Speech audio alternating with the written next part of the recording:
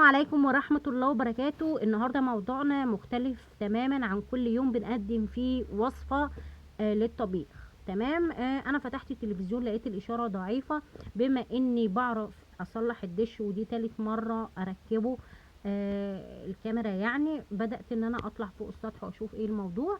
اكتشفت ان العدسة بتاعت الكاميرا مترشقة، او زي ما انتم شايفين ما لقيتلاش اي اثر. تمام، اكيد عصفور، هي طرشقت من الشمس، مش عارفه. بدات ان انا انزل اجيب كاميرا تانية، وطبعا بجيب صاموله للسلك دوت بقى بالمره، يعني بما انك هتغيري وبنخرجه من المخرج اللي انتم شايفينه ده. فطبعا كمان لو عاوزه تغيري اي قطعه موجوده في اللي هو تخص الكاميرا، تقدري ان انت تغيريها، بس انا كنت بس محتاجه اغير اللي انتوا شفتوه ده. بدات ان انا افك المسمار من ورا، وبجيب بقى المعدات بتاعتي اللي هو بيكون مفك بالشكل ده على قد مقاس الصاموله، وببدا ان انا افك بقى الصاموله علشان اخرج الكاميرا بتاعتنا. هي ممكن الكاميرا تشتغل عادي، ولكن هتكون قناه شغاله وعشرة لا، فاحنا نشيلها خالص تماما كده ونحط واحده تانية. دي تالت كاميرا. الاولى كانت عندي بقالها 5 6 سنين بصراحة، كانت شغالة، وحاليا انا فكيتها علشان كان فيها شرخ في البرواز اللي على العدسة فشلتها. بس لو انتوا لقيتوها هوريها لكم في اخر الفيديو. تعتمديها عادي لان هتعيش معاكي وتنسيها. لكن ده زي ما انت شايفه كده، عايزه كل سنه او سنه ونص تفكي وتركبي. ببدا طبعا افك اللي هو المسمار، ولكن المسمار كان قديم جدا، تقريبا ما غيرناهوش اصلا، فقدم وصدى بطريقة غير طبيعية وقفش كده قفشة مش كويس. بدأت اجيب المفتاح اللي هو بتاع الانبوبة او بتاع مفتاح المية. بدأت ان انا اخرجه، لازم تتك شويتين كده على بال ما يخرج معاكي، وزي ما انت شفت. طب ايه حل المسمار؟ انا بصراحة ما جبتش قطع غيار للمسمار، نسيت. طيب هنجيب طبق قديم ونحط فيه شوية زيت، حتى لو كان زيت آلية مفيش مشكلة. وبتسيب الصامولة والمفتاح فيه الصامولة قصدي والمسمار، وسيبيه لحد ما تخلصي الشغل بتاعك. بعد كده هو هينضف وينزل الصدى وهيبقى ناعم معاكي ويشتغل معاكي عادي خالص. تمام. ببدأ ان انا افك البلاستيكة اللي انتوا شفتوها دي، اللي هي رقبة الكاميرا. البلاستيكة دي لو لقيتها دابت معاكي برضو من الشمس، هتضطري ان انت تجيبي بلاستيكة تانية ب5 جنيه، هي مش غالية. تمام. بعد كده بجيب الكاميرا زي ما انتوا شفتوا كده، كان سعرها 55 جنيه، والراجل قال لي هي حلوة، بس انا معرفش بصراحة هي حلوة ولا لا. دي اللي كانت موجودة قدامي.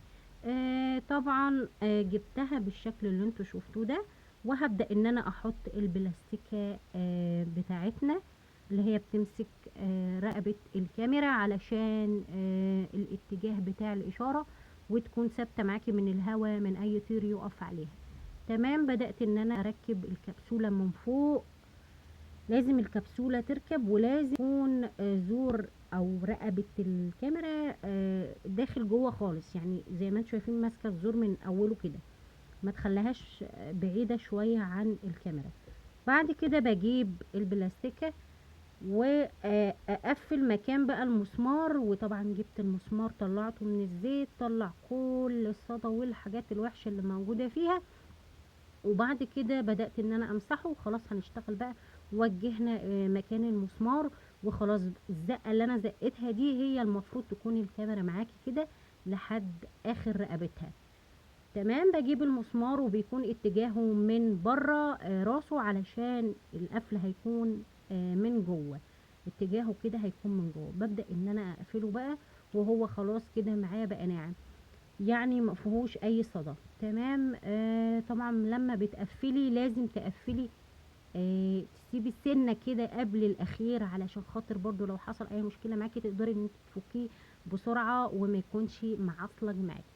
خلاص انا مهمتي كده خلصت، وبدات ان انا اركب الصاموله ومفيش اي مشكله واقفه قدامي. طبعا انا بما ان ولادي صغيرين، فمفيش حد هيقول لي تحت الاشاره جت ولا ما جاتش، ومش هضطر انزل كل شويه طالع نازل، بما ان كان زوجي مسافر، فانا بتصرف لوحدي. بدأت ان انا اقفل على المسمار واسيب فيه تكة بسيطة كده، بحيث لو اي مشكلة حصلت تاني اقدر ان انا افك بكل سهولة، ما يدوخنيش. ببدأ ان انا اشيل حتة الحديدة دي، هي كانت ماشية حالها، بس احنا قلنا نغيرها يعني. تمام كده، هي ممكن الاربعة ولا حاجة بجنيه.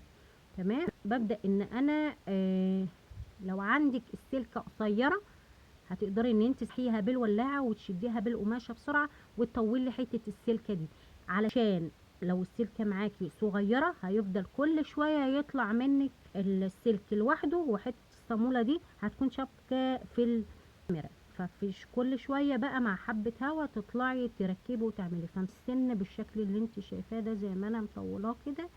تمام. وببدأ ان انا اقرط عليه بالشكل ده، علشان يقعد بقى معايا في عواصف فطر وقف عليها، مش كل شويه طالعه انا بقى على السطح. تمام. ببدا ان انا بقى ادخله في المخرج اللي انتوا شايفينه ده. الفيديو ده على فكره كان نازل في رمضان، بس في متابعه دخلت قالت لي ممكن توضحي لنا الفيديو شويه. انا كنت منزله الفيديو اقل من دقيقه في السريع كده، فقلت اطلع اوضح لاخواتنا البنات وستاتنا واي حد مش معاه جوزه او جوزها قصدي او اخوها، تقدري ان انت تتصرفي. انا بركب الفلاتر، عندك برضو فيديو الفلتر من اوله لاخره. كل حاجة انا بعملها الحمد لله. فقلت اسبق بالمرة واطلعه. طبعا نزلت خلاص، مشكلتي انا من فوق حلت ومفيش اي حاجة. نزلت جبت التابلت بتاع بنتي، وطبعا صغيرين فمش هيعرفوا يقولوا الاشارة جت ولا لا. التابلت شغلته واتصلت على نفسي وفتحت، بدأت احط التابلت كده على الصب، واعلي التلفزيون على الاخر بحيث لما تيجي الاشارة اسمع انا من فوق. وفتحت السبيكر وحطيته على جنب التليفون، وبدأت ان انا اوجه واحدة واحدة وبالراحة، وامشي تبع الاشارة، يعني بالراحة مش راحة جاية كده، بالراحة خالص لحد ما الاشارة تجمع وتبدأ ان هي تظهر لي على التليفون، علشان اعرف ان الاشارة جت تحت. تمام. الموضوع سهل خالص، مش محتاج كل ما الدش شرطه تبقى ضعيفة تتصلي على الراجل او جوزك يتصل تعالى شوف لنا الدش. لا، الموضوع سهل بسيط خالص.